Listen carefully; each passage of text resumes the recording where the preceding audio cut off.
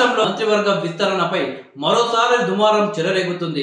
మంత్రివర్గ విస్తరణలో భాగంగా తనకు పదవి రాకుండా జానారెడ్డి అడ్డుకుంటున్నారని కోమటిరెడ్డి రాజగోపాల్ రెడ్డి ఇటీవల కామెంట్స్ చేసిన సంగతి తెలిసిందే.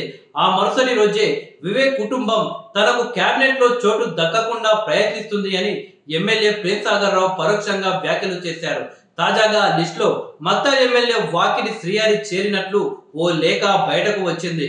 ముదిరా సామాజిక వర్గానికి చెందిన ఎమ్మెల్యే వాకిటి శ్రీహరికి మంత్రి పదవి రాకుండా రెడ్డి నేతలు అడ్డుపడుతున్నారని, మా నేతకు మంత్రి పదవి ఇవ్వకుంటే మీ సంగతి చూస్తానంటూ ముదిరా సంఘాల నాయకులు లేఖలో హెచ్చరించారు. ఎమ్మెల్యే టికెట్ కోసం 10 కోట్లు ఇచ్చామని, మంత్రి పదవి కోసం 100 కోట్లు ఖర్చు పెట్టామని, తీరా మంత్రి పదవి వచ్చే సమయానికి అడ్డుపడుతున్నారంటూ వాకిటి శ్రీహరి అభిమానులు, ముదిరా సంఘ నాయకులు లేఖలో పేర్కొనడం సంచలనంగా మారింది. ఈ లేఖ ప్రస్తుతం సోషల్ మీడియాలో వైరల్ అవుతుంది. మంత్రివర్గ విస్తరణ తెర మీదకు వచ్చినప్పుడల్లా వాకిటి శ్రీహరికి మంత్రి పదవి ఖాయమని గత కొంతకాలంగా చర్చ అయితే జరుగుతూ వస్తుంది. సీఎం రేవంత్ రెడ్డి కూడా వాకిటి శ్రీహరికి అనుకూలంగానే ఉన్నట్లు చర్చ అయితే జరుగుతుంది.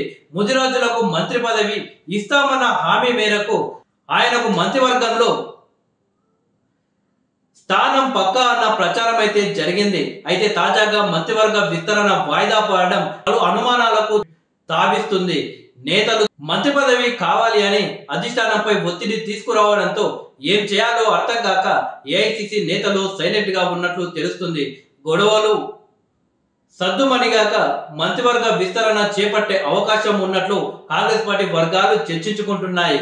అయితే ఈ నేపథ్యంలో వాకిటి శ్రీహరి అనుచరులు కాంగ్రెస్ లో రెడ్ల పెత్తనంపై ఆగ్రహం వ్యక్తం చేయడం, తమ నేతకు మంత్రి పదవి రాకుండా రెడ్డి నేతలు అడ్డుకుంటున్నారని, మీ సంగతి చూస్తామని లేఖలో రాయడం కలకలం రేపుతుంది. ఈ గొడవ చివరికి రెడ్లు వర్సెస్ బీసీలుగా మారే అవకాశాలు కనిపిస్తున్నాయి.